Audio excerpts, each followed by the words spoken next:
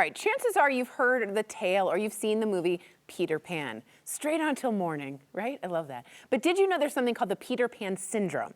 And yes, it applies to dating. You know I had to ask Dr. Viviana about this. Check it out.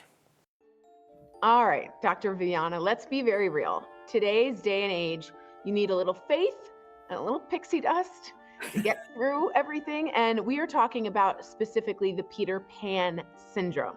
Break it down for us. What is it and how do you recognize it? Okay, so this is a new term that people describe adults who are really struggling to take on responsibilities, emotional maturity, everything that's typically associated with being an adult. They're really struggling to do that, so they might avoid commitment. They want to be carefree. They want to not have bogged down by friggin' obligations and responsibilities. And so they avoid having a dependent role. Oh, they're a lost boy. That's from Peter Pan. So this might be a silly question, but I have to ask, why? Why do some people refuse to grow up? Ooh, okay, well, a lot of it has to do with your upbringing. Some people, and we're not talking about just men or women, it could be anyone who they weren't brought up to take on responsibilities. Everything was kind of done for them. So not that everybody will end up having this Peter Pan syndrome, but that typically is what's showing up in my offices and why. They also fear failure. You know how many times you have to just kind of be brave and do things without ever having done them before or knowing that the outcome is going to be amazing. Some people just avoid that altogether. Other people are really scared about, they want to avoid criticism and they want to avoid losing their freedom. So they're kind of like, yeah, I don't want to be an adult. I'm just going to be in my Peter Pan era forever. And of course, they might think that avoiding adulthood is going to be easier, but ultimately it's just going to come back to get them in the end. In the never end, what is that? The never ending story. Yeah. What is it? Oh, the Neverland. Neverland. We're getting all of our 80s movies. Yeah. Yeah, right. Totally. How does this show up in a relationship? Like, how can I be like, oh, I think I have this with my partner? So they probably are going to resist taking on big financial responsibilities. Maybe they're the ones who say, oh, I just prefer to rent, but truly it has nothing to do with their preferences and more to just do with not wanting commitments and be dedicated to something for that long. Because for them, that's not, they're struggling to handle these needs in general, to then have like a legal agreement or a financial agreement that's long-term is like, ooh, that's too heavy. I'm going to resist that.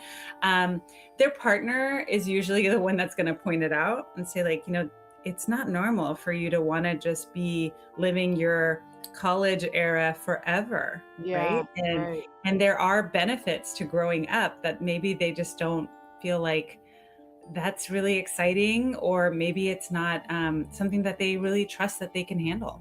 Right. It's overwhelming. I have to be honest with you. Like, there's a little Peter Pan, or as I call it, passenger princess that I have, where like you know what I mean? Like I didn't have a ton of responsibility on my own, and I kind of struggle with that now. But it's not malintention. Like, there's no maliciousness. It's just something I'm working on. So I'm glad to have this conversation. Any tips on, let's say you're like, I find myself in this, how can you start that conversation instead of being like, you're Peter Pan? You are really bad at this. No, Yeah. I think maybe addressing or giving them the option to bring up the fact that they are feeling a little bit scared or intimidated. Hey, it is intimidating to sign a lease. It is intimidating to sign up for something that you might be like marriage, forever. So I think just kind of putting it out there like, hey, I think everyone gets a little bit scared or intimidated.